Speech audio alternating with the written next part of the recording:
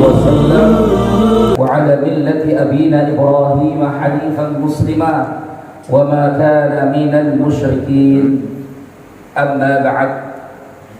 Hadirin hadirat jamaah kaum muslimin dan muslimat, masjid apa nih Pak? Al-Ikhlas, mohon maaf ya, namanya baru sekali, 2 kali Masjid Al-Ikhlas. Semoga Allah Subhanahu wa taala memberikan keikhlasan selalu untuk kita semua. Alhamdulillahirabbil alamin. Sambil berzikir kita duduk di sini, niatkan i'tikaf Bapak Ibu, supaya kita juga dapat pahala i'tikaf selama berada di dalam masjid ini. Sambil berzikir, sambil kita juga ngaji bareng, semoga kita dapatkan faidah dari duduk kita bersama. Di antara zikir ba'da subuh yang Nabi ajarkan dengan pahala luar biasa, itu hadis diriwayatkan oleh Imam Muslim dari istri Rasulullah, namanya Ibunda Juwairiyah bintul Haris.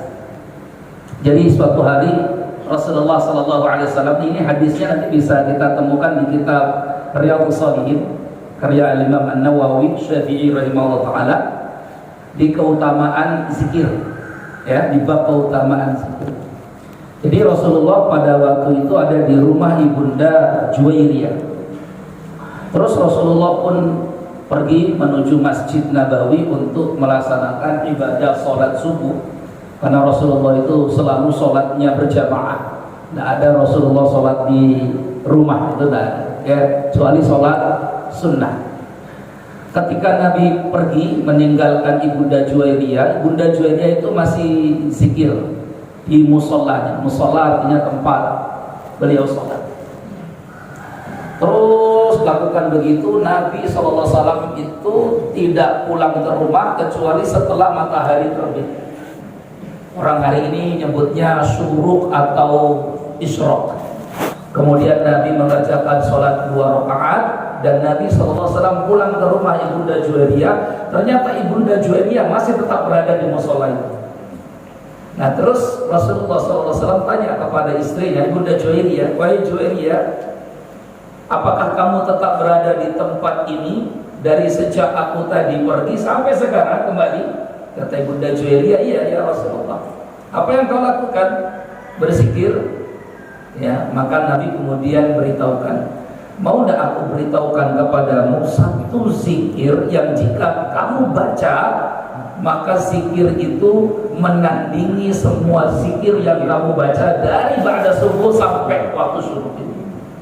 Jawabannya kan ya, "Mau tidak aku beritahukan padamu satu zikir yang jika kamu baca itu pahalanya sama, menyamai zikir yang kamu baca dari sebelum Nabi tadi pergi sampai Nabi pulang."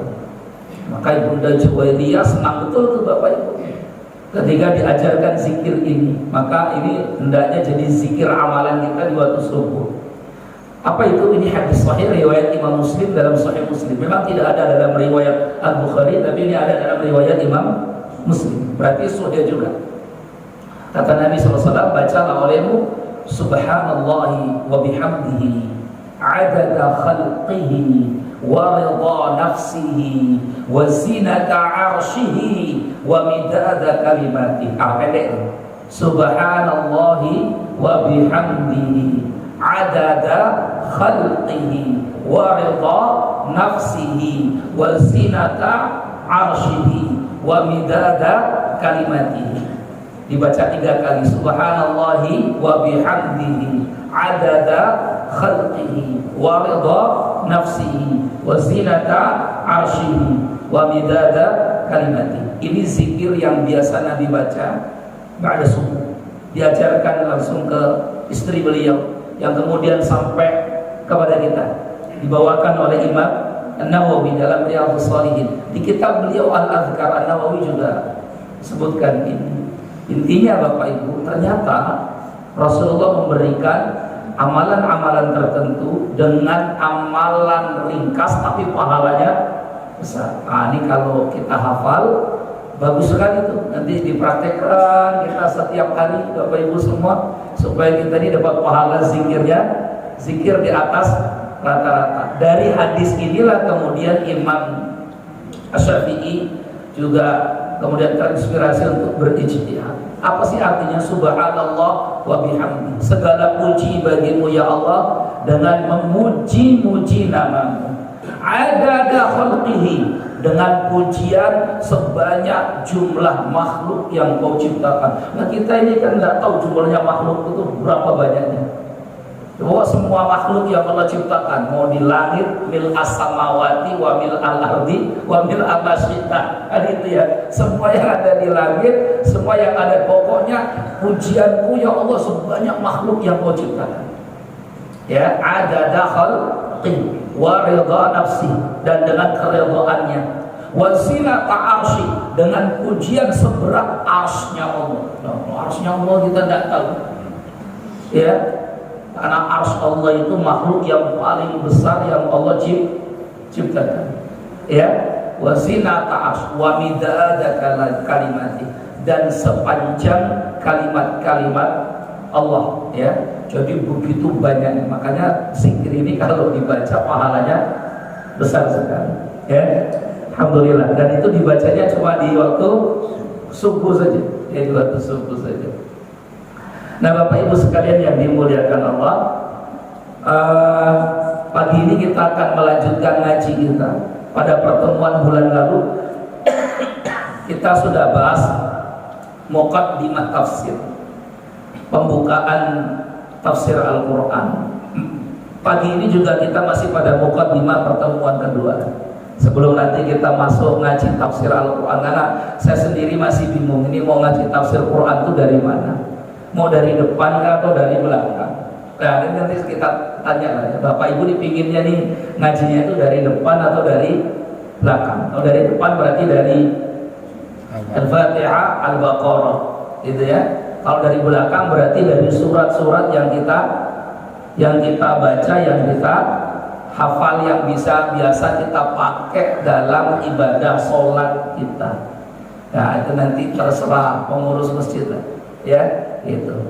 Nanti Ustaz Aziz, tergantung nanti Ustaz Aziz. Pokoknya saya mau anut Ustaz Aziz aja Pak Haji semuanya di sini. Kalau Ustaz Aziz bilang tafsirnya dari belakang, ya gitu. Dari depan, dari depan.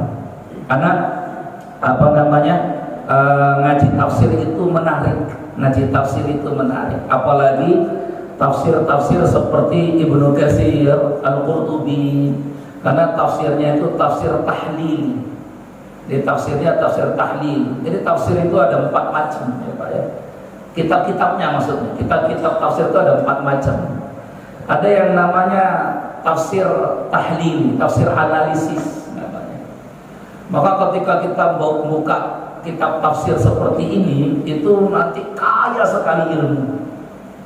Karena kalau tafsir tahlili itu masuk nanti ilmu akidahnya ada di dalam ayat itu, dikaji, ilmu tauhid masuk, ilmu kemudian adabnya masuk, ilmu hukum-hukum fikihnya pun masuk, ilmu politik, sejarahnya ada. Nah itu kebanyakan tafsir seperti itu, termasuk tafsir Ibnu Katsir, ya, tafsir Al-Qurtubi, Jami' Ahkamil Quran. Kemudian tafsir dari Indonesia juga masuk, tafsirnya Buya Hamka, Al-Azhar, ya, Al-Misbah, dan macam-macam. Itu modelnya model tafsir tahlil. Ada lagi tafsir yang kedua, itu tafsir ahkam. Kita ngaji juga bahas itu di beberapa masjid. Punyanya As-Sabuni, misalnya As-Sabuni punya kitab tafsir 3 jilid, tafsir ayatil ahkam. Jadi yang disebut di kitab tafsir itu cuma yang hukum-hukumnya saja tuh. Karena di dalam Al-Quran itu Bapak Ibu juga terkait halal dan haram. Nah itu tentang hukum tuh berarti halal dan haram. Ada spesifik nanti di situ. Ada lagi namanya tafsir maudhu'i, tafsir tematik. Ada, nanti dicari ayat-ayat yang satu tema dikumpulkan jadi satu, ya. Itu namanya al-maudhu'i. Biasanya untuk akademisi yang seperti itu sangat butuh, sangat diperlukan. Nah, ada yang ketiga, tafsirnya tafsir lughawi, tafsir bahasa. Biasanya disajikannya lebih singkat, lebih ringkas. Tafsir bahasa, nggak terlalu jelimet panjang-panjang, tapi intinya lebih bisa memahami ayat Al-Quran. Itu seperti Jalalain, ya, tafsir Jalalain, ini nggak terlalu panjang ya. Gitu. Tafsir Aisarut Tafassir punyanya Jabir Al-Jazairi dan macam-macamnya. Jadi intinya jamaah sekalian yang dimuliakan Allah, ya, kitab tafsir banyak, tapi ya tentulah tidak sebanyak guru kita Ustaz Tauhid yang punya banyak kitab tafsir. Ya, saya dulu pernah mampir masuk ke rumahnya Ustaz Tauhid, kemudian coba minjam beberapa kitab beliau, ya Allah, kitabnya banyak, ya, nah, tafsirnya banyak. Saya sendiri di rumah itu cuma punya 5 atau 6 kitab tafsir saja, ya. Nah, kalau Ustaz Tauhid itu banyak kitab tafsir.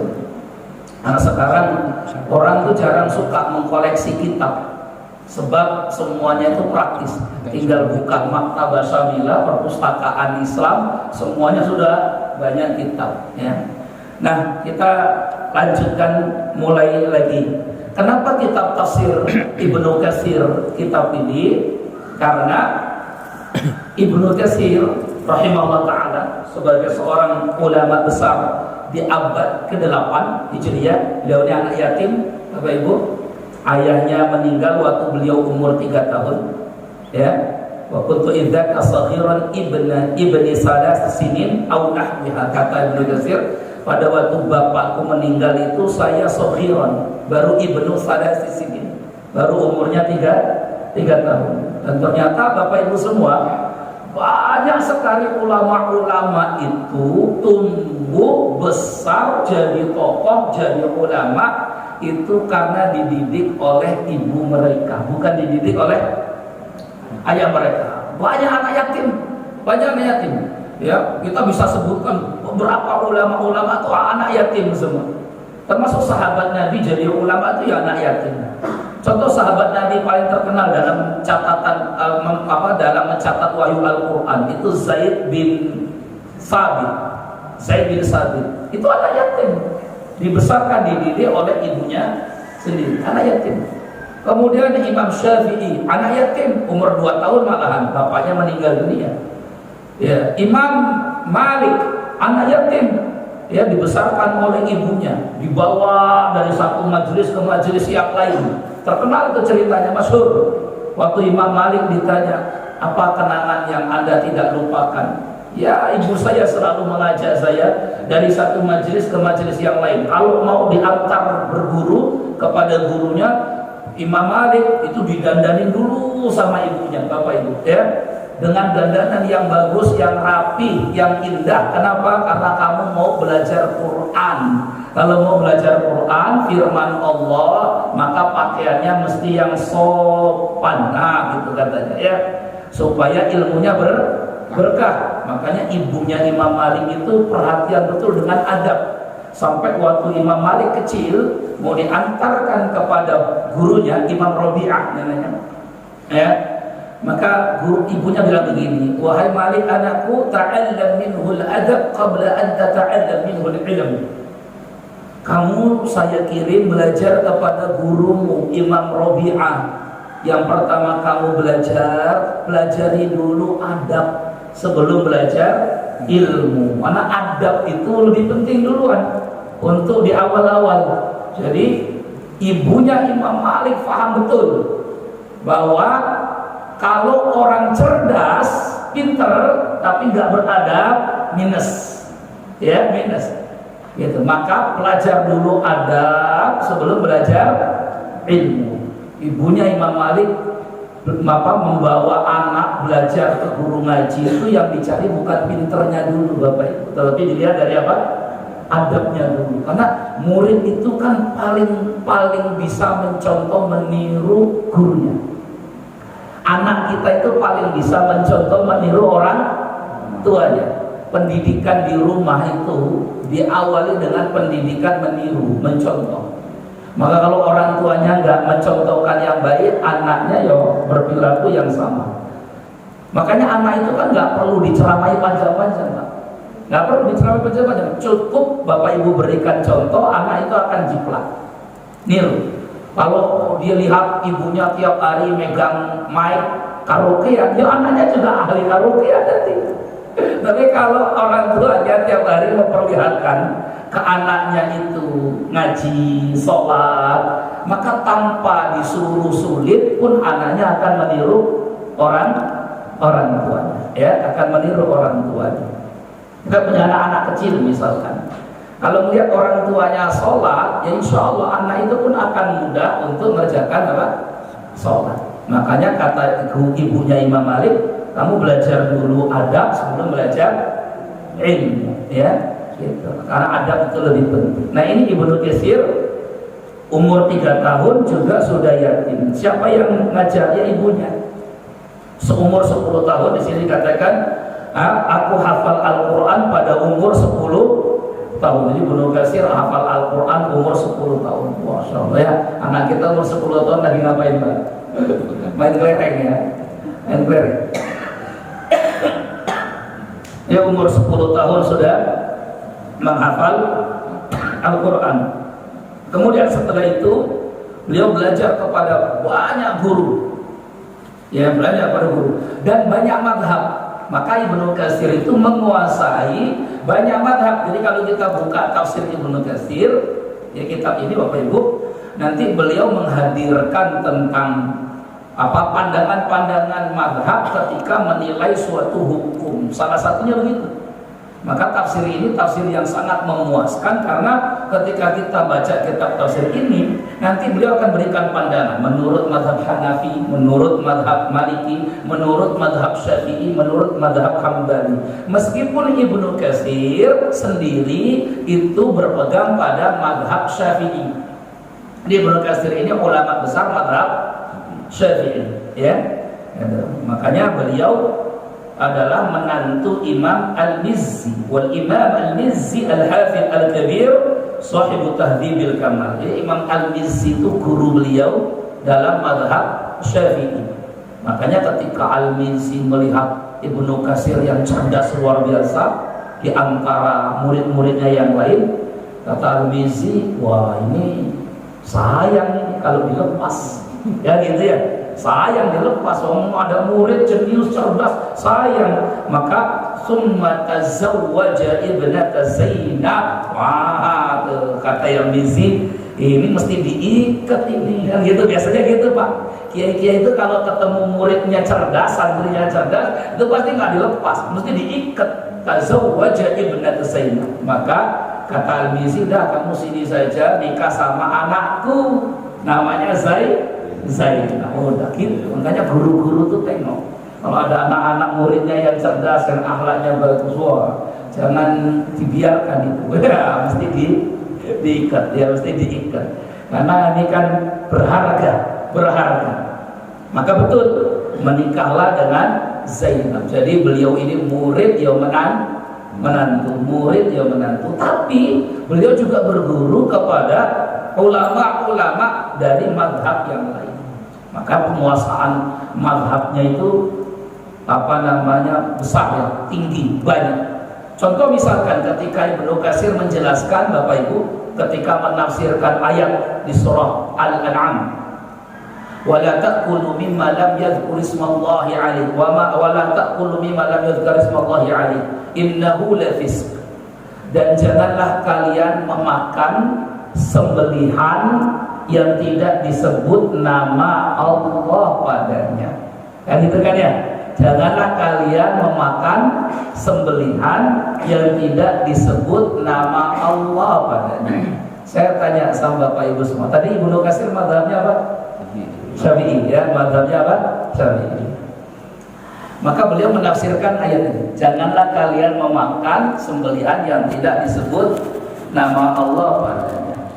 Kalau menurut mazhab Syafi'i, nyembelih kurban, nyembelih ayam, nyembelih sapi, nyembelih kambing, gitu ya. Nah, kalau kira-kira kalau nggak baca Bismillah, sembelihannya itu sah atau enggak? Nggak sah, nggak sah. Jadi apa dia Pak?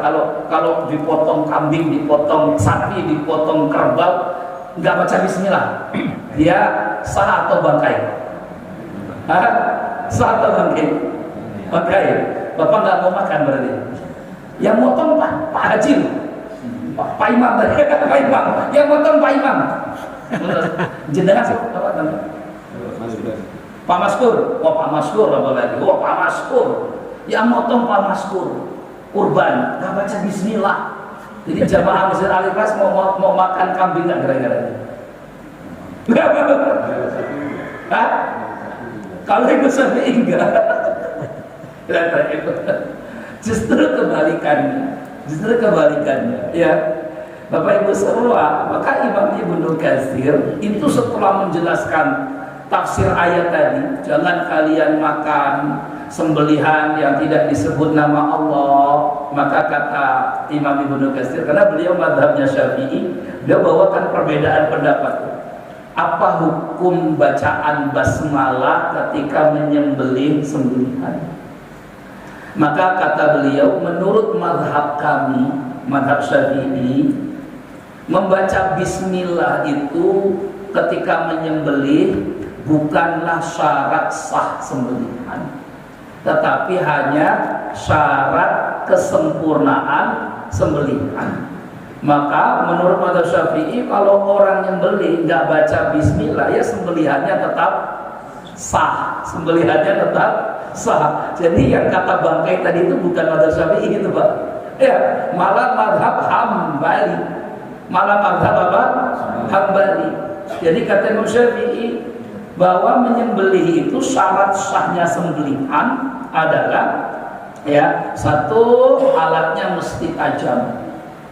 Yang kedua, darahnya mesti mengalir. Kalau darah tidak mengalir maka tidak sah sembelihan itu. Tiga, terpotong minimal 2 urat. Satu al-hulqum, 2 al-nari. Al-hulqum artinya urat tempat makan dan minum. Ya, ini rongkongan. Yang kedua al-nari, itu tempat nafasnya binatang. Syarat 2 tadi yang terputus itu mutlak harus. Kalau nggak putus salah satunya maka bangkai. Itu dalam mazhab Syafi'i. Kalau kata mazhab Maliki, nggak boleh 2, syaratnya harus 3. Kalau 2 maka itu bangkai, kata Maliki. 3 maka jalur wadajain di sini ada 2 urat kanan kiri kecil di ayam itu. Nah, itu harus putus. Kalau Hanafi 4-4-nya harus putus. Jadi hulkumnya putus, marinya putus, wadajain yang ada di 2 kanan kirinya juga 4-4-nya mesti putus. Nah, itu biasanya sama Juleha dijelaskan itu. Juru sembelih halal itu ada di Lampung itu. Jadi kata mazhab Syafi'i, nggak ada syaratnya itu mesti baca bismillah. Karena bismillah itu syarat sempurna, bukan syarat sah. Tapi di Hambali boleh. Bismillah itu syarat sah. Kalau nggak baca bismillah maka sembelihannya itu bangkai. Dalilnya yang dipakai sama ayatnya tadi, wala ta'kulu mimma lam yuzkar ismullahi alaihi. Jangan kalian makan binatang yang tidak disebut nama Allah. Coba bayangkan, ayatnya sama tapi memunculkan perbedaan pandangan mazhab. Kata Hambali, ini ayat jadi penjelas betul bahwa kalau mau makan sembelihan mesti yang disebut bismillah, nama Allah. Tapi Imam Syafi'i bukan tidak ada bantahan. Kata Imam Syafi'i, untuk memahami ayat itu mesti paham asbabun nuzulnya dulu. Maka ketika belajar ilmu tafsir tidak pernah lepas dari asbabun nuzul, sebab turunnya ayat. Itu ayat yang dipakai mazhab Hambali sebagai dalil bismillah syarat sah sembelihan.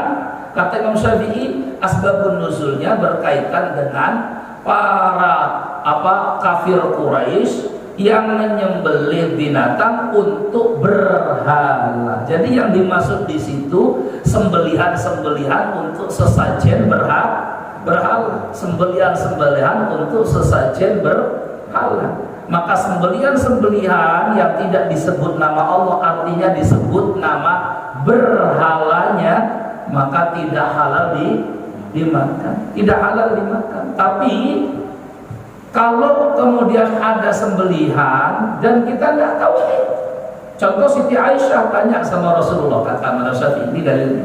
Siti Aisyah tanya ke Rasulullah, ya Rasulullah, kami ini beli daging di pasar, tapi kami tidak tahu itu daging di pasar yang menyembelihnya siapa, cara nyembelihnya juga bagaimana, tidak tahu bagaimana daging itu. Maka kata Nabi kepada Siti Aisyah, makan saja sebut nama Allah, makan saja sebut nama Allah. Itu kenapa dalam mazhab Syafi'i dalil ini menjadi penguat bahwa bismillah itu bukan syarat sah, gitu ya. Oh, berarti kalau begitu selama ini kami salah. Oh iya, karena kami Syafi'i tapi ternyata sembelihan ikut Hambali. Nah, ini menarik lagi nih Pak, menarik lagi nih. Jadi ini dijelaskan oleh Imam Ibnu Katsir. Saya tanya Bapak Ibu semua, kalau ada ayam ketabrak motor, terus kejet-kejet, tahu kejet-kejet ya Pak ya? Rasa sakaratul maut itu, kejet-kejet. Ya, gitu ya. Lumayan nih ayam jago nih 3 kilo nih 3 kilo. Ya kalau piye anak-anak kan ayam jago 3 kilo, kejet-kejet. Bapak Ibu nengok ayam jagonya 3 kilo, kejet-kejet ditabrak motor. Kira-kira apa yang Bapak Ibu lakukan? Ambil pisau atau biarkan? Ambil pisau. Ambil pisau. Terus dipotong, potong. Setelah dipotong itu pasti nggak ada perlawanan itu Pak, udah kejet-kejet. Nggak ada perlawanan, mati nggak ayamnya? Mati. Kira-kira halal apa haram? Halal ya Bu ya, karena 3 kilo. Halal apa haram Pak? Ayo, halal apa haram? Kalau kita ikut madhab Syafi'i, maka makanan itu haram. Haram. Kenapa? Karena ada syarat lagi berikutnya. Syarat sembelihannya itu hayatun mustaqirrah. Jadi dalam mazhab Syafi'i, sembelihan yang dipotong itu mesti ada kehidupan yang nyata, hayatun mustaqirrah. Bukan kejet-kejet tadi itu. Karena kejet-kejet itu prosedur malaikat mau cabut nyawa itu, Pak. Ya. Tapi itu enggak hayatun mustaqirrah. Berbeda dengan Imam Malik. Maka Imam Malik, guru Imam Syafi'i, pemuka mazhab Maliki mengatakan, oh ya enggak bisa. Intinya itu masih hidup. Karena ciri kehidupan adalah adanya gerak. Meskipun itu gerakan kejet-kejet tadi itu. Ya, karena kata Imam Malik, kalaupun dia ditunggu dicabut nyawanya, ayam itu mungkin mati pada menit pertama, 1 menit. Tapi gara-gara dipotong sama pisaunya Ustadz Aziz, jadi akhirnya hitungan menit kedua, detik ke-20 terus mati. Kalau nunggu kejet-kejet matinya 1 menit, kalau dipotong pisau matinya 20 detik. Jadi itu mati karena ketabrak atau mati karena disembelih? Berarti Bapak mazhabnya Maliki kalau gitu. Berarti kalau gitu apa kita ini? Sanafi dan Saliki. Iya, kita ini Syafi'i tapi rasanya ya Maliki, Syafi'i tapi rasanya Hanafi, bahkan kadang kita ini Sambali. Ya, Syafi'i tapi rasanya Hambali. Nah, gitu ya. Jadi intinya di kitab ini nanti tafsir ini kita akan dapat banyak sekali pencerahan, ya.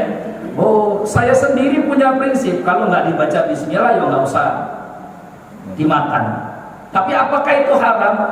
Menurut mazhab Syafi'i, itu ya saya yakini ya enggak. Tapi kenapa nggak makan? Kembali kepada pilihan sikap. Jadi ada mazhab, ada sikap mazhab, gitu ya. Meskipun di mazhab Syafi'i misalkan menyembelih dengan bismillah itu bukan syarat apa namanya? Sah, bukan syarat sah. Dia hanya syarat sempurna, tapi secara ilmiah itu mesti dijelaskan. Cuma sikap kita itu pasti juga kita terangkan, gitu ya. Imam Syafi'i itu luar biasa, waroknya luar biasa, waroknya, ya. Bagaimana kehati-hatian beliau memilih makanan itu luar biasa Imam Syafi'i. Tapi di sisi yang lain ketika beliau menjelaskan ilmu, ya beliau harus jelaskan apa? Ilmunya, gitu ya. Jadi pagi ini kita dapat ilmu gitu, ternyata ada perbedaan pandangan, ya. Meskipun tidak salah tadi mengatakan, menyembelih kalau nggak baca bismillah yaitu dihukumi apa? Bangkai. Makanya Gus Baha itu pernah ditanya tentang apa, ada orang motong ayam, karena nanyanya depan Gus Baha langsung, ini ceritanya apa, ayam ketabrak tadi itu Pak. Jadi ayam ketabrak dipotong pas ada Gus Baha, itu tetangganya Gus Baha berarti. Tanya, Gus, ini ayam ketabrak tapi sempat tak potong, kecil-kecil, halal apa enggak? Jadi tengok muka orang ini kayaknya kasihan betul mau makan ayam ya. Maka kata Gus Baha, untuk jenengan halal Pak. Jawabannya apa? Untuk jenengan halal. Maka dia bingung, loh kok jawabannya untuk jenengan halal? Ini jawaban apa ini? Ya karena kayaknya nengok mukanya nolongsok banget, kayaknya pengen makan ayam. Udahlah, berarti seorang berilmu ya nggak masalah dia berfatwa dengan madhab yang lain, meskipun Gus Baha itu mengikuti madhab Syafi'i karena beliau tahu bahwa menurut madhab Maliki itu halal, ya. Maka sudah, apa ini pindahin ke madhab Maliki halal untuk bapak dan halal kan itu ya. Baik, sama sekalian yang diulakan, kita balik lagi sini. Kenapa kitab tafsir Ibnu Katsir itu jadi terbaik? Karena beliau menempuh jalan penafsiran terbaik. Di sini disebutkan di muqaddimahnya, fa in qala qa'il fama ahsanu turuqi tafsir. Seandainya ada orang yang bertanya, penafsiran Al-Qur'an terbaik itu gimana caranya? Maka beliau menjelaskan, fal jawab, maka jawaban inna as-sahhat turuqi fi dzalika an yufassara al-Qur'anu bil Qur'an. Fama ajmala fi makanin fa innahu qad basaqa fi mawdi'in akhar. Kata beliau, ada cara penafsiran terbaik. Apa itu cara penafsiran terbaik? Kata beliau, pertama, penafsiran terbaik itu an yufassar al-Qur'anu bil Qur'an. Al-Qur'an itu mesti ditafsirkan dengan Al-Qur'an. Itu cara pertama. Makanya beliau ya melakukan ini. Jadi beliau itu menemukan satu teori penafsiran terbaik. Maka ulama-ulama yang datang setelah Imam Ibnu Katsir, Bapak Ibu, itu banyak meniru apa ilmu yang beliau dapatkan ini. Kan menemukan teori itu kan luar biasa. Ya, karena setelahnya pasti akan mencontoh, meniru. Nah, beliau yang menemukan teori pertama dulu, bahwa tafsirkan Al-Qur'an dengan Al-Qur'an. Karena kata beliau, fama ajmala fi makanin fa innahu qad basaqa fi mawdhi'in akhar. Maka kalau ada ayat yang datang secara umum, biasanya akan ada ayat yang lain yang merincinya. Jadi kalau ada yang datang ayat secara global, itu biasanya nanti ada ayat Al-Qur'an di tempat yang lain itu memerinci ayat global tadi itu. Contoh, sini beliau kasih contoh, ya. Gitu. Bagaimana ayat Al-Qur'an yang satu itu dijelaskan oleh ayat Al-Qur'an yang lain. Saya Bapak Ibu kan minta tiap hari dalam sholat di surat Al-Fatihah, ya Bapak Ibu ya. Kita minta nih, ihdinas siratal mustaqim. Ya Allah, tunjukkanlah kami ke jalan yang lurus. Ya, kita minta jalan yang lurus. Terus kita katakan lagi, siratal ladzina an'amta 'alaihim, yaitu jalan orang yang telah Engkau beri nikmat. Yaitu jalan orang yang telah Engkau beri nikmat. Pertanyaannya kemudian, kita kan minta tiap hari jalan yang lurus, ditunjukkan jalan yang lurus. Ini jalan yang nisbi ya Pak ya. Jalan yang nisbi, bukan jalannya abstrak, ini bukan jalan konkret ya. Kalau jalan konkret lurus terus malah kita bingung nanti ya. nggak nyampe ini lurus terus sampai ke Aceh nanti. Ya itu aja ada bengkok-bengkok. Ini jalan, maksudnya jalan dalam kehidupan, ya Islam dan sebagainya.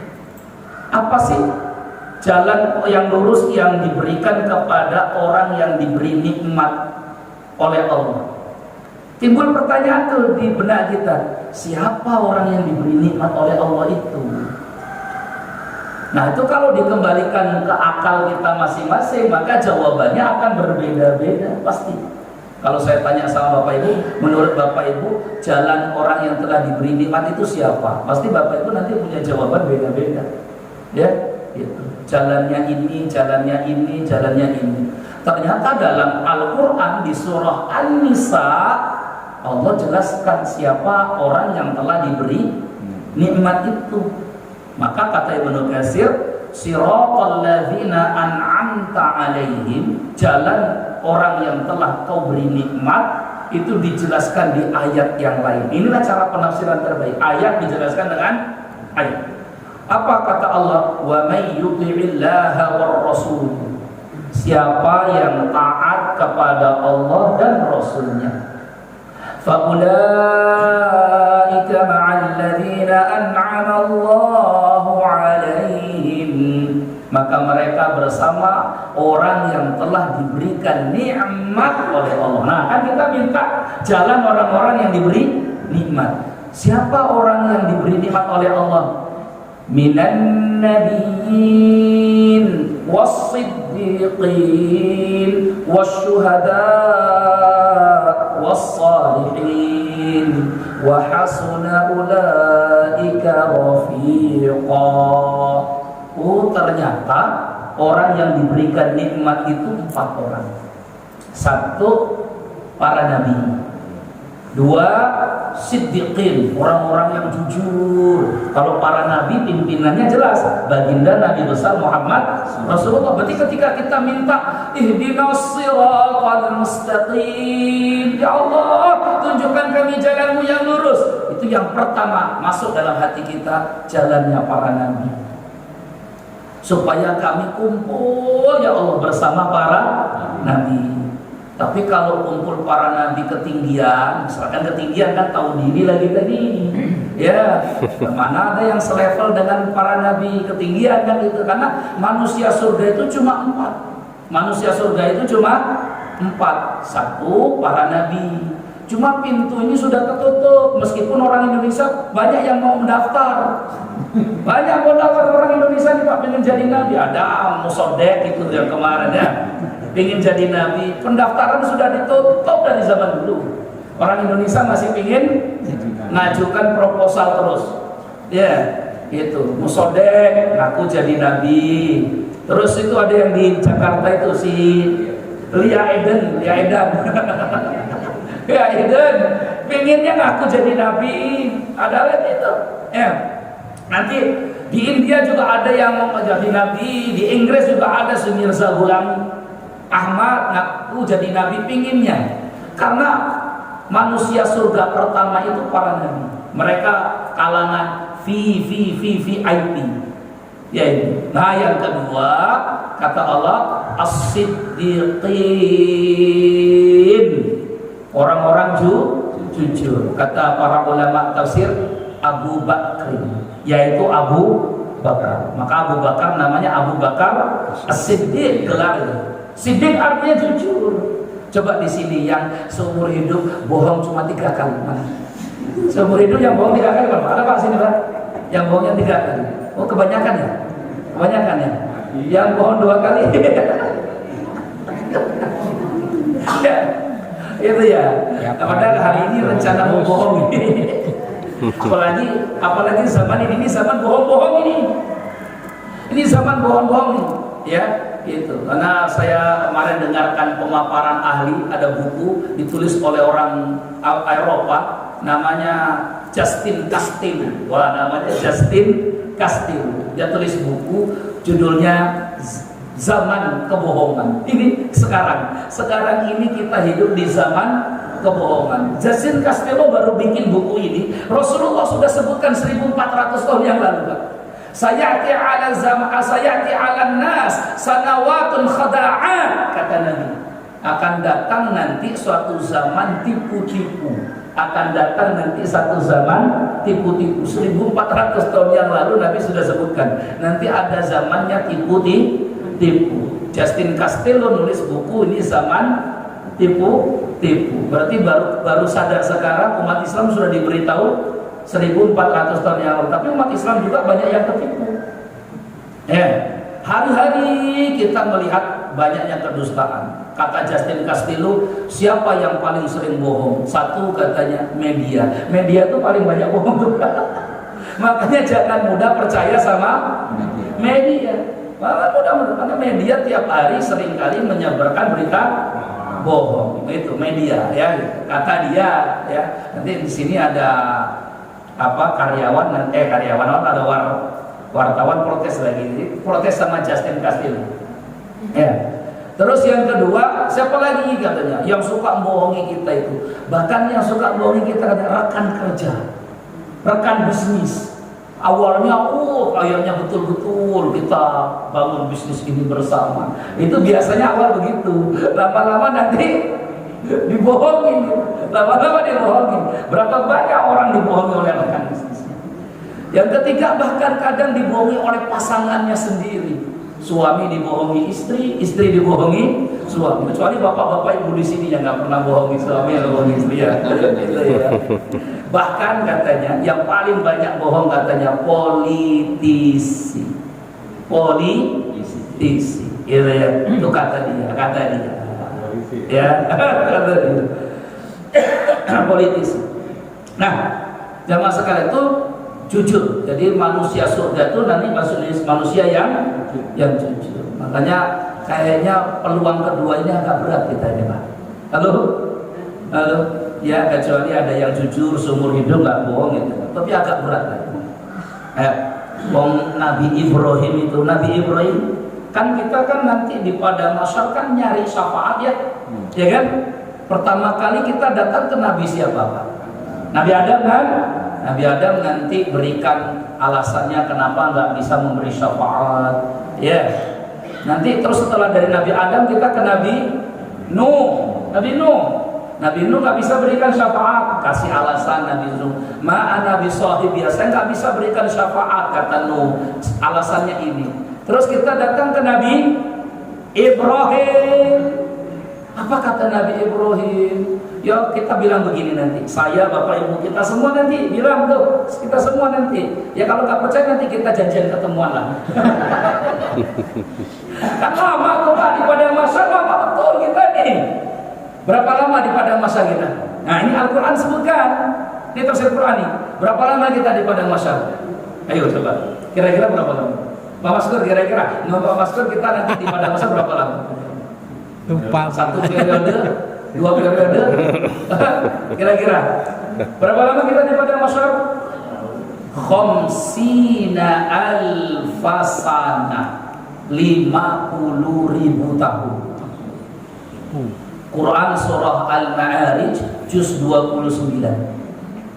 Di padang mahsyar nanti kita berapa? Al-Quran sudah sebutkan. Al-Quran sebutkan spesifik. Nanti lamanya kita di padang mahsyar sidang itu 50.000 tahun. Itu ya. Berapa kali nyoblos presiden coba kita 50.000 tahun. Ya. Fasbir sabran jamila. Maka setelah Allah menyebutkan 50.000 tahun, setelah itu ayat berikutnya fasbir sabran jamila, maka sabar. Intinya apa itu? Sabar. Nah, 50.000 tahun tuh Bapak Ibu, nanti kita muter-muter ya, nyari syafaat. Kita datang ke Nabi Ibrahim. Dia kata kita ini dalam hadis seperti ini. Ya Ibrahim, anta khalilullah. Wahai Nabi Ibrahim, kita nanti bilang begitu. Engkau adalah Khalilullah, kekasihnya Allah. Di mana-mana kalau kekasih minta pasti dikasih loh. Mau namanya kekasih. Tolong mintakan kami wahai Ibrahim. Kami sudah capek, lelah, panas, matahari begitu panas dekat, nyeker kami semua, tidak ada alas kaki, minta tolong syafaat, minta tolong syafaat, minta ke Allah. Kau kan kekasihnya, di mana-mana kekasih itu orang dalam. Kalau ada orang dalam kan aman, Pak, cepat Pak. Ya, apa kata Ibrahim? Lihat kata Ibrahim. Ma ana bisahibiha. Saya enggak bisa kasih syafaat kepada kalian. Kadzibtu 'ala Allah salasa kadzabat. Allah ya karim. Kenapa enggak bisa? Karena seumur hidupku aku pernah bohong 3 kali. Maka tadi saya tanya, yang pernah bohong 3 kali mana di sini? Seumur hidup pernah bohong 3 kali. Pak, baru bayangkan Ibrahim alaihissalam itu pernah berbohong seumur hidup berapa? 3 kali. Itu pun menjadi penghalang beliau nggak bisa ngasih syafaat. Tiba-tiba so yakin itu kita mengatakan ini nanti saya insya Allah beri syafaat untuk ini bohong berapa kali kamu? Yang bohong seumur hidup 3 kali saja nggak bisa beri syafaat. Maka jangan kepedean kita ini beri syafaat. Bisa jadi malah kita yang minta syafaat. Padahal para ulama sepakat bohongnya Nabi Ibrahim itu bukan bohongnya versi kita. Bohongnya Nabi Ibrahim itu bukan bohongnya versi kita. Karena bohongnya Ibrahim itu kalau dalam ilmu lugha disebut tauriyah. Enggak bohong dia, enggak bohong, ya. Beliau mengucapkan satu perkataan kalimat itu punya paham berbeda-beda. Jadi kalimat itu kalimat mustarak, kalimat yang punya arti banyak, tapi difahami A padahal maksudnya B. Itu bukan bohong, itu namanya berkilah. Itu bukan bohong. Beda sama kita kan bohongnya bohong betul kan gitu kan. Kalau Ibrahim enggak. Nah berarti pintu kedua cara masuk ke surga lewat siddiqin, orang jujur, kayaknya harapan tipis. Berarti peluangnya ketiga Pak, yaitu orang yang diberi nikmat yang ketiga. Apa itu? Syuhada, orang yang mati syahid. Ada peluang nggak kita nih? Agak susah. Indonesia bukan tempat jihad. Ya, kalaupun ada itu saudara-saudara kita yang ada di Palestina, ya di Palestina, itu terbuka tuh. Makanya mereka yang ada di Palestina itu yang gugur mati syahid itu bahagia betul. Kasihan lihat kita ini belum tentu mati syahid. Berarti peluangnya yang keempat. Apa itu? Wassalihin. Surga itu dimasuki orang yang diberi nikmat yang keempat, orang soleh. Orang soleh. Maka insya Allah ini orang-orang soleh yang di hadapan saya, insya Allah. Ya sholat subuhnya saja berjamaah pasti soleh. Ya biarpun agak nakal-nakal dikit ada. Karena orang soleh itu bukan berarti nggak punya dosa. Orang soleh bukan berarti nggak punya maksiat. Bisa saja orang soleh punya dosa, bisa saja orang soleh punya maksiat. Maka inilah maksud siratal ladzina an'amta alaihim. Sekarang kita mulai ngerti Bapak Ibu. Ketika Bapak, ketika Ibu baca ihdinas siratal mustaqim, siratal ladzina an'amta alaihim, maka itulah para nabi, orang jujur, orang yang mati syahid, orang-orang soleh. Itulah jalan yang kita tiru, itulah jalan yang kita contoh. Terus tafsir berikutnya, tafsirkan Quran. Kalau nggak ketemu di Quran, tafsirkan dengan hadis. Maka contohnya ghairil maghdubi alaihim waladdallin, bukan jalan orang yang kau murkai, bukan pula jalan orang yang tersesat. Kalau saya tanyakan ke Bapak Ibu semua, menurut Bapak Ibu siapa orang yang dimurkai? Menurut Bapak Ibu siapa orang yang tersesat? Maka pasti akan memunculkan banyak sekali persepsi. Pasti Bapak Ibu nanti bilang, menurut saya orang yang dimurkai itu ini, menurut saya orang yang tersesat itu. Nanti saya tanya lagi ke orang yang lain, jawabannya bisa saja berbeda. Bagaimana kita memahami ayat ini?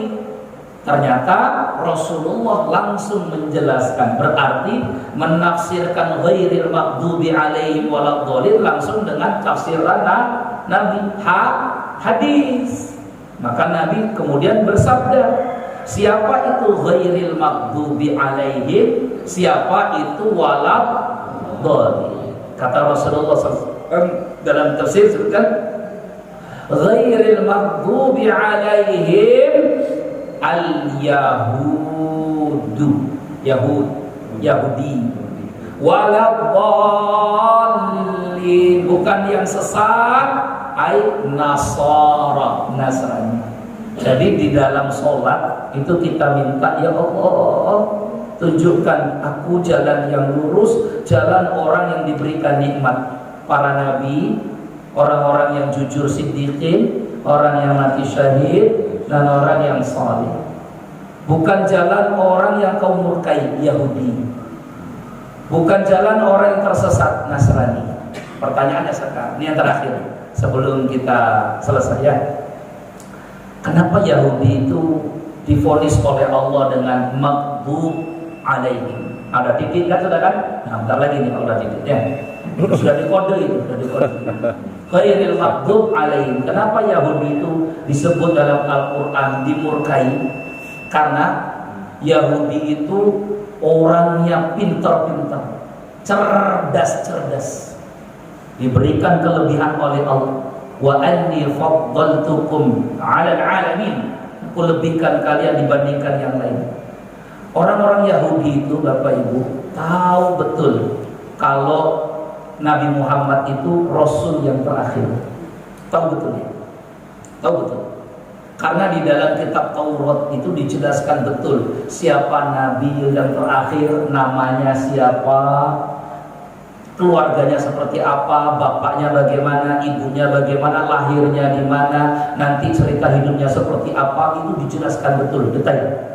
Sampai Allah katakan, alladzina atainahumul kitab ya'rifunahu kama ya'rifuna abna'ahum. Mereka itu orang-orang Yahudi itu betul-betul tahu Nabi Muhammad seperti mereka mengenal anak kandung mereka sendiri. Tahu betul, aku rasulkan. Ya. Maka ketika orang tahu yang benar mana, kok nggak mau ikut, itulah dimurkai Allah. Jadi siapapun orang yang tahu kebenaran, siapapun orang tahu yang baik yang ini, kok dia nggak mau ngikut yang benar, dia nggak mau ikut yang baik, nggak mau, maka siap-siaplah jadi orang dimurkai oleh Allah. Seperti Yahudi. Alasannya kenapa Yahudi itu nggak mau ikut Nabi? Disebutkan oleh Allah di surat Al-Baqarah lagi di juz yang pertama, hasadan min indi anfusihim min ba'di ma tabayyana lahumul haqq, karena iri dengki. Orang tuh kalau sudah iri dengki Bapak Ibu, nggak pernah mau ngikut yang benar. Ya, karena sudah dengki. Kalau sudah dengki itu nggak mau ngikut. Kenapa nggak mau ngikut? Kan itu kan benar. Ya gitu. Karena dengki. Orang kalau hatinya sudah dengki nggak bisa melihat kebaikan. Orang kalau matanya sudah dengki, hatinya dengki, nggak bisa melihat kebenaran. Pokok di mata orang yang hatinya penuh kedengkian, semuanya salah. Ya, gitu. Maka hati-hati. Kalau kita sudah kena penyakit apa? Dengki. Itu semuanya salah. Semuanya salah. Ya, yang paling bahaya itu kalau ustadz sudah dengki sama ustadz. Itu salah semua nanti. Ya. Gitu. Tapi yang sering itu pengurus masjid sama pengurus masjid sih biasanya. Yang sering itu begitu. Makanya banyak pengurus masjid. Saya keliling ke masjid-masjid Pak. Saya pernah keliling sama antar agama itu bareng masjid-masjid. Akan biasanya ada perekrutan pemilih masjid itu, nanti ada lurah, ada apa. Nah itu kita nanti berikan pesan-pesan. Nah itu problemnya tuh banyak masjid di Bandar Lampung kalau pengurusnya diganti nggak mau lagi ke masjid. Nah itu problemnya. Ya, kecuali al-ikhlas, nggak mau itu. Kenapa nggak mau lagi datang? Oh tadi, ya ada bahasa begini bahkan ada masjid yang bahasa begini. Ketika pengurusnya diganti, selama dia jadi pengurus aku nggak sudi datang ke masjid lagi. Gitu. Allahu Akbar. ya. Makanya kalau pengurus masjid itu ya irinya sama pengurus masjid, ustadz itu ya irinya sama ustadz, pedagang ya irinya sama pedagang. Nah itu kata Al-Ghazali ya di Ihya Ulumuddinnya. Karena yang iri dengki itu pasti yang selevel, yang nikmatnya sama. Nggak ada ceritanya dokter terus iri sama, mohon maaf, petani. Ngapain itu? Karena dokter itu biasanya dengkinya sama dokter gitu. Maka kata dokter, hati-hati Pak kalau berobat sekarang mah banyak dokter salah-salah, ngasih obat juga salah-salah. Kalau saya ini alhamdulillah selama jadi dokter, katanya gitu. Iya, biasa dokter sama dokter begitu. Iya, perang dagang. Iya, tukang bekam juga sama tukang bekam. Allah yang karim. Itu ya terakhir ya. Jadi orang itu dimurkai oleh Allah itu gara-gara tahu tapi nggak mau ngikut, tahu tapi nggak mau ikut. Terus kenapa jadi tersesat? Nah, yang tersesat itu kebalikannya. Pengen baik tapi nggak mau nuntut ilmu. Wah, pengen bener tapi nggak mau ngaji. Itu maka nanti tersesat. Jadi alhamdulillah itu cara penafsiran. Nanti yang ketiga keempat itu nyusul saja. Yang ketiga itu nafsirkan Quran dengan para sahabat. Karena para sahabat paling tahu tentang ayat Al-Quran. Nanti di sini kita akan melihat banyak Ibnu Abbas dan macam-macam. Nah kalau nggak juga ketemu, barulah gunakan akal sehatnya, akal yang sudah dibimbing oleh wahyu. Karena akal itu penting, nggak bisa kita juga menolak akal, gitu ya. Akal yang sehat, akal yang waras kalau kata Rasulullah. Ya, Allahu a'lam bishawab. Cukup sampai di sini. Ada yang mau didiskusikan Bapak Ibu semua? Alhamdulillah tidak ada, Masya Allah. Ya. Cukup ya? Ada nggak ini? Nggak ada cukup? Selesai? Baik Bapak, silakan saja.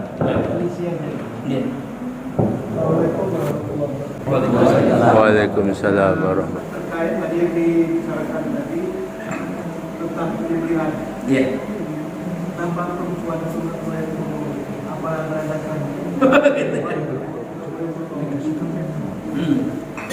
Supaya yang juga kalau perempuan yang potongnya ada rumah. Kemudian yang kedua terkait dengan Nabi Ibrahim tadi, kan sudah digelari Tasbih. Dia dimingkari dalam kaum sesafat. Padahal Allah mengatakan Nabi ini yang kita syafaat. Yang mana? Mengingkari apa yang dikatakan Allah artinya. Iya. Kira-kira gimana ya? Alhamdulillah, wassalatu wassalamu ala Rasulillah. Masya Allah, Pak Haji tanya banyak ya. Bukan tanya sebenarnya bagi ilmu untuk kita semua ya. Terkait tadi ya tema kajian nanti silakan Ustaz Azin nanti tentukan apa ya. Tapi ya kalau diriku ini masalahnya masih pakai bahasa Arab semua ini Pak masalahnya ya. Tapi nanti kita lihat ya. Kalau misalkan itu tafsir surat-surat pendek di juz 30 ya nanti Ustaz Azin bisa ini supaya tafsir Ibnu Katsir juga sudah ada terjemahan, sudah ada setahu saya ya. Betul itu ya, kalau kita ngajinya itu bawa buku juga, bawa kitab juga, malah itu kita bisa lebih kuat ya ingatan dan pemahamannya. Yang kedua tentang sembelihan tadi. Ada tidak larangan wanita itu menyembelih? Setahu saya tidak ada larangannya, karena nggak ada syaratnya nyembelih itu mesti laki-laki, itu nggak ada. Tidak ada syarat menyembelih ayam, syarat menyembelih binatang satu ya zakaron mesti laki-laki muslimat. Nah, perempuan pun boleh menyembelih, perempuan yang penting kuat atau enggak saja. Nah, gitu ya. Artinya sah sembelihannya perempuan itu secara hukum sah ya, karena tidak ada syarat menyembelih itu mesti suci dari hadas misalkan gitu, nggak ada. Maka wanita yang haid pun ketika menyembelih hukumnya sah ya, gitu, sah syaratnya. Jadi itu aturan-aturan yang disebutkan di kitab-kitab semuanya. Bahkan Rasulullah SAW itu di waktu perang Tabuk itu makan sembelihannya wanita Yahudi. Sembelihannya wanita Yahudi. Ini Yahudi loh. Perang Tabuk itu termasuk yang akhir. Yang kemudian si Yahudi ini sebenarnya dia punya niatan buruk, maka daging kambing guling yang disembelih Yahudi tadi itu dimasak oleh wanita Yahudi itu masmumah, sudah diracun. Bahkan si wanita Yahudi ini tanya, bagian mana yang paling disukai oleh Rasulullah? Itu paha kaki bagian depan. Nabi paling suka paha kaki bagian depan. Maka di paha kaki bagian depan itu dilumuri racun yang paling banyak, dihidangkan ke hadapan Nabi. Ketika Rasul mencicip sedikit dan para sahabat sudah mencicip banyak, tiba-tiba daging itu berkata, ini daging berkata, ya nggak usah lah ini rumit, ya itu wahyu namanya Pak ya. Apa dagingnya berkata, innaha masmumatun, sesungguhnya daging ini, kambing ini, daging ini, saya ini sudah dilumuri racun, ya. Tuh nggak usah nih, pokoknya itu istilahnya itu mujizat lah, ya. Maka Nabi kata berhenti, cukup. Lepaskan itu makanan, tapi sahabat sudah terlanjur makan. Maka 6 orang kalau tidak salah itu meninggal karena diracun tadi. Si wanita Yahudi tadi ditanya, ini wanita kan berarti kan ya, yang nyembelih, yang masak wanita. Terus tanya, kenapa kamu meracuni ini? Maka kata si Yahudi, untuk ngetes kamu. Kalau memang kamu seorang Rasul, pasti nggak akan kenapa-kenapa. Dan ternyata apa yang kamu telah temukan, kata Nabi, ya berarti memang kamu Rasul. Yahudi itu tahu, Nabi Muhammad itu tahu sebenarnya, cuma sudah tahu tapi ngeyel, nggak mau ngikut, makanya dimurkai. Orang-orang yang tahu tapi ngeyel itu dimurkai, ya gitu. Nah itu yang tadi. Jadi wanita menyembelih itu secara hukum sah, boleh-boleh saja, ya gitu. Nah cuma mungkin bagian dari ini saja, kalau di masyarakat kita itu bagian dari ya tidak terbiasa, apa itu namanya itu berarti ya, nah, karena nggak terbiasa itu jadi akhirnya seolah-olah kurang bagus, padahal ya secara hukum tidak apa-apa. Yang ketiga tentang Nabi Ibrahim, kenapa nggak mau memberikan syafaat? Bukan tidak mau memberikan syafaat, tapi tidak bisa memberikan syafaat, karena syafaat itu ada dua. Yang pertama syafaatul uzma, syafaat yang paling agung. Yang kedua syafaat sughra, syafaat kecil. Syafaat paling agung itu hanya milik Rasulullah, yaitu syafaat di padang mahsyar. Yang tadi kita minta itu ke Nabi Adam, ke Nabi Ibrahim, ke lain-lain. Karena syafaat ini hanya diberikan kepada hamba Allah yang menempati maqam mahmudah. Makanya kita kan doakan Rasulullah di setiap selesai azan, wa ba'ashu maqaman mahmudah. Di maqam mahmudah itu tempat yang paling terpuji, itulah satu-satunya tempat yang nanti bisa memberikan syafaat paling agung. Nah, Rasulullah yang hanya dapat itu. Ibrahim ada nggak syafaat? Ada, tapi syafaat yang sughra. Bahkan nggak hanya Nabi Ibrahim, Nabi Musa, Nabi Isa, nabi-nabi yang lain juga memberikan syafaat. Tapi nanti, jadi ada syafaat paling di atas. Itu syafaat untuk menyegerakan perhitungan hisab di padang mahsyar. Hanya untuk Rasulullah Sallallahu Alaihi Wasallam. Nanti syafaat-syafaat yang lain bisa nabi-nabi yang lain. Begitu dia penjabarannya para ulama. Termasuk syafaatnya anak soleh untuk orang tuanya. Termasuk syafaat Al-Quran, syafaat puasa, syafaat teman yang soleh untuk temannya yang lain. Itu ya Pak ya. Allahu a'lam bishawab. Subhanakallah wa bihamdika, asyhadu an la ilaha illa anta, astaghfiruka wa atubu ilaika. Allahumma ighfir lana dhunubana wa liwalidina warhamhuma kama rabbawna shighara. Allahumma inna nas'aluka ilman nafi'an wa rizqan thayyiban wa 'amalan mutaqabbalan. Allahumma rabbana hab lana min azwajina wa dhurriyyatina qurrata a'yun waj'alna lil muttaqina imama. Rabbana atina fid dunya hasanah wa fil akhirati hasanah wa qina adzabannar. Sallallahu ala nabiyyina Muhammadin wa ala alihi wasallam. Alhamdulillahirabbil alamin. Assalamualaikum warahmatullahi wabarakatuh. Waalaikumsalam warahmatullahi wabarakatuh.